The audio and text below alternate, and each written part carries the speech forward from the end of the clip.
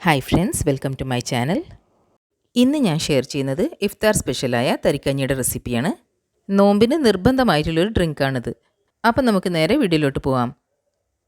അപ്പോൾ ഇത് ഉണ്ടാക്കാൻ വേണ്ടി ഞാനിവിടെ ഒരു പാനിൽ 2 ടേബിൾ സ്പൂൺ നെയ്യ് ചൂടാക്കി എടുക്കുന്നുണ്ട്.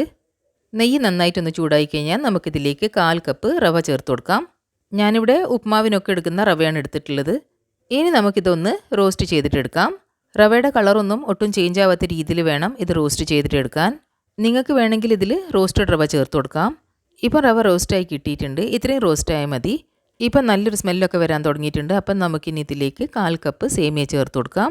ഞാനിവിടെ റോസ്റ്റഡ് സേമിയാണ് എടുത്തിട്ടുള്ളത്. വീണ്ടും നമുക്ക് റവയും സേമിയയും കുറച്ച് നേരത്തേക്കൊന്ന് റോസ്റ്റ് ചെയ്തിട്ടെടുക്കാം. ഇനി ഇതൊന്ന് വേവിച്ചെടുക്കാൻ നമുക്കിതിലേക്ക് 1/2 കപ്പ് ചൂടുവെള്ളം ചേർത്ത് കൊടുക്കാം. ഇനി നമുക്കിത് മീഡിയം ഫ്ലെയിമിൽ വെച്ചിട്ട് വേവിച്ചെടുക്കാം. ഇപ്പം റവയും സേമിയയും ഒക്കെ നന്നായിട്ടൊന്ന് വെന്ത് കിട്ടിയിട്ടുണ്ട്. അപ്പോൾ ഇനി നമുക്കിതിലേക്ക് പാൽ ചേർത്ത് കൊടുക്കാം. ഞാനിവിടെ 2.5 കപ്പ് പശുവും പാലാണ് ചേർത്ത് കൊടുത്തിട്ടുള്ളത്. നിങ്ങൾക്ക് പശുവും പാലിന് പകരമായിട്ട് തേങ്ങാപ്പാൽ വെച്ചിട്ടും ഇത് ഉണ്ടാക്കിയെടുക്കാൻ പറ്റും. ഇനി നമുക്കിതെല്ലാം നന്നായിട്ടൊന്ന് ഇളക്കി കൊടുക്കാം. ഇനി ഇത് തിളച്ച് വരുന്ന സമയത്ത് നമുക്കിതിലേക്ക് ആവശ്യത്തിന് മധുരം ചേർത്ത് കൊടുക്കാം.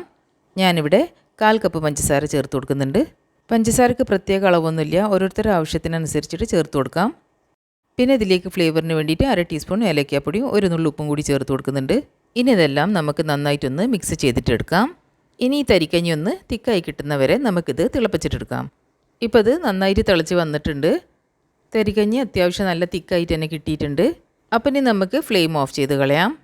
ഇനി ഇത് തണുക്കുന്നതിനനുസരിച്ചിട്ട് ഇത് കൂടുതൽ തിക്കായി കിട്ടും. അടുത്തത് നമുക്കിതിലേക്ക് ഒരു വറവ് റെഡിയാക്കി എടുക്കാം. ഞാനിവിടെ ഒരു പാനിൽ 2 ടേബിൾ സ്പൂൺ നെയ്യ് ചൂടാക്കി എടുക്കുന്നുണ്ട്.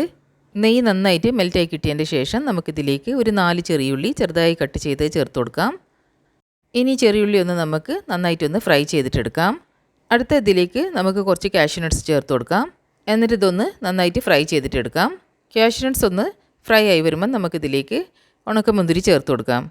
ഇതെല്ലാം നന്നായിട്ടൊന്ന് ബ്രൗൺ കളർ ആകുന്നവരെ നമുക്കിത് ഫ്രൈ ചെയ്തിട്ടെടുക്കാം.